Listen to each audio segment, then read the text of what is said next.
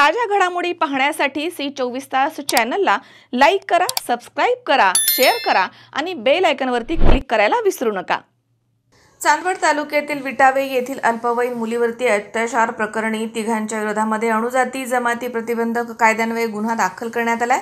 चांदवड तालुक्यातील विटावे येथील अल्पवयीन मुलीला आणि तिच्या बहिणीला ब्रह्मगिरी लॉज, त्र्यंबकेश्वर तसेच नाशिक आणि शिर्डी, अहिल्यानगर आणि विटावे इथे घेऊन जाऊन शारीरिक संबंध केल्याप्रकरणी चांदवड तालुक्यातील विटावे येथील साईनाथ नागू कोल्हे, संजय त्र्यंबक पवार, संगीता मनोहर अहिरे या तिघांविरोधामध्ये बालकांचे लैंगिक अपराध, अणुजाती जमाती अत्याचार प्रतिबंधक कायद्यान्वये गुन्हा दाखल करण्यात आलाय।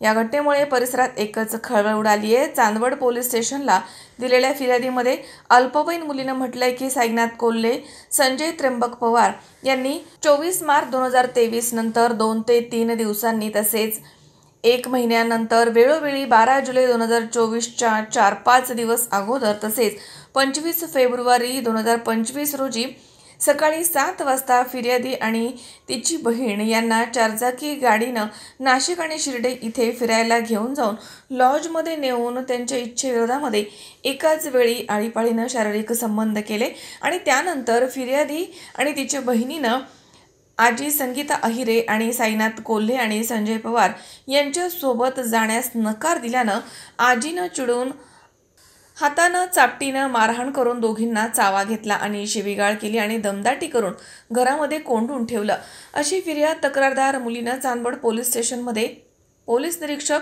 कैलास वाघ यांच्याकडे दिली आहे। दरम्यान मनमाड विभागाचे पोलीस उपअधीक्षक बाजीराव महाजन हे स्वतः पुढील तपास करतायत। ह्याच्यामध्ये 2 अल्पवयीन मुली आहेत आणि अल्पवयीन मुली असल्यामुळे त्याच्यामध्ये पोक्सोचा गुन्हा दाखल केलेला आहे। आपण 2023 ची घटना आहे। त्याच्यामध्ये प्राइम ऑफिसी एक 3 आरोपी त्याच्यामध्ये निष्पन्न होतात। तर 3 आरोपीच्या विरोधात गुन्हा दाखल झालेला आहे। आता जे काही तपासाचा भाग आहे तो तपास सुरू आहे। तपास माझ्याकडेच आहे। त्याच्यामध्ये आरोपी वगैरे अटक करून उद्या कोर्टापुढे आम्ही सादर करू। आरोपीचा पोलीस कस्टडी रिमांड घेतला जाईल आणि त्या रिमांडमध्ये त्याच्यानंतर जो काय तपासाचा भाग असेल तो पूर्ण करण्यात येईल आणि पूर्ण तपास झाल्यानंतर कोर्टामध्ये जेवढे काही आरोपी निष्पन्न होतील त्या सर्व आरोपींच्या विरोधामध्ये दोषारोपपत्र सादर करण्यात येईल। आता ह्या ज्या मुली आहेत या मुली दोघेही अल्पवयीन आहेत आणि ही घटना जी आहे ही 2023 ची घटना आहे।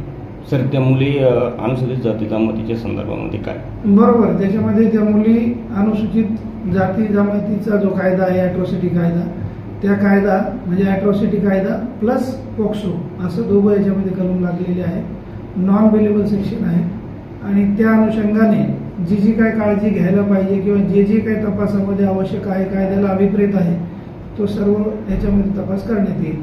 आणि संजय जाधव, चांदवड, नाशिक। उन्हाळा आलाय, गरमी जाणवायला लागली आहे, पण चिंता नको।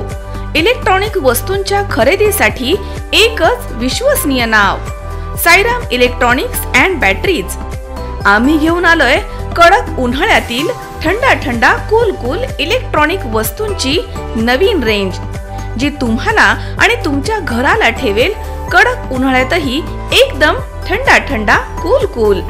नामांकित कंपन्यांचे डीप फ्रीज तसेच फ्रीज, एसी, कूलर, फॅन्स सोबतच नवनवीन इलेक्ट्रॉनिक वस्तूंची अनोखी रेंज आणि नामांकित कंपन्यांचे इन्व्हर्टर आणि बॅटरीज।